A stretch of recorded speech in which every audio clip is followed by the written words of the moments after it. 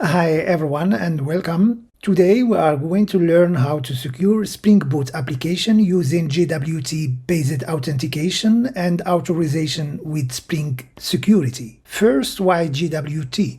The idea is simple. Instead of storing session data on the server issues a self-contained signed token. This token represents the user's identity and permissions, and it's sent with every request. This approach allows the application to stay stateless, which is great for scalability. Think of JWT like a car key. Whoever holds the key can use the car, as long as the key is valid. The car doesn't ask for your name every time. Similarly, JWT proves a user's identity and roles, and if it is valid, the application allows access without re-authentication on every request. So, how does the server know the token hasn't been tampered with?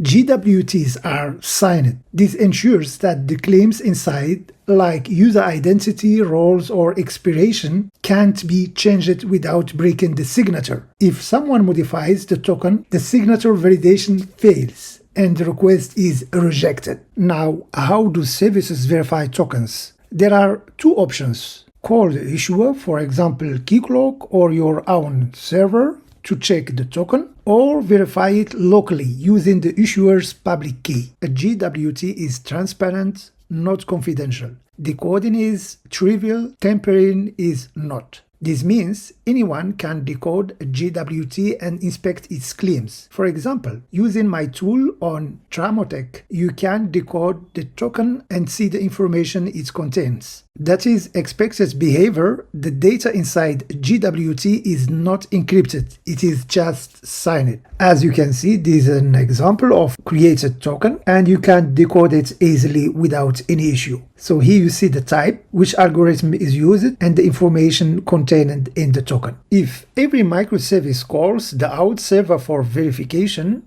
then you create a bottleneck. Latency increases for every request, and if the out server slows down, your entire system risks downtime. That is why in microservice architectures, verifying tokens locally using the public key is the recommended approach. In the demo, we will use plain Java methods to generate and validate JWT tokens. In a later video, we will see how to integrate a JWT-based security layer into a Spring Boot application. So in IntelliJ, we create a new Maven project. Let's call it demo JWT. In your POM XML, you need to add the following dependencies to work with the JWTs using the JWT library. This is the APIs that contains the interfaces and classes you use in your code to parse the JWTs, and this is for the implementation, and this one is used for serialization and deserialization for the JWT claims. To sign the tokens, we need first to generate public and private key pair. Java provides built-in cryptographic utilities in the Java security package that make this straightforward. We create a utility class and implement a method that generates an RSA key pair that can be used. So using this helper method, we can generate the private key and the public key. So let's see, we'll run the method. And as you see, you can take those two values and use them when generating the JWT tokens. Next, we create a class that generates JWT tokens using the previously generated keys and implements a method to validate those tokens. I already created this class, and here is the code. The first, we need a secret that you need to define. We need also a private key and a public key that we can generate using this utility class. And here is the constructor for my class. I provide those information here like this. We need to define a key using this method from this library, JSON Web Token.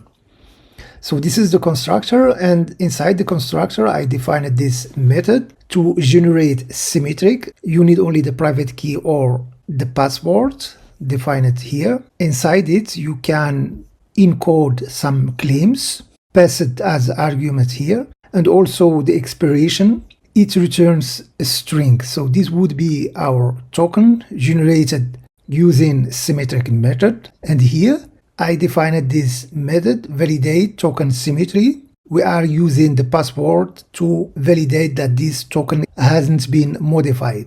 And then I defined here a method generates asymmetric tokens.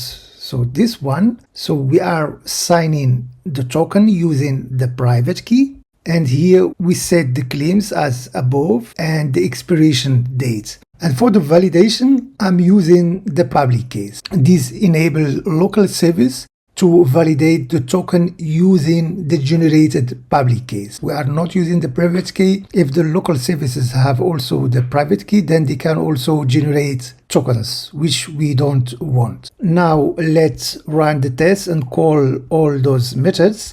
I prepared this class here. So first we are calling this utility method to generate the key pair for the private key, and here using the JWT-utils class. So we need to create an instance. We pass here the password like this, for example, and also we are passing the private and a public key, and here we are defining some claims that should be included in our token. And here we are calling the generate token symmetric, this one, and also we are calling the validation method, and the same for the asymmetric method. So now let's run this code.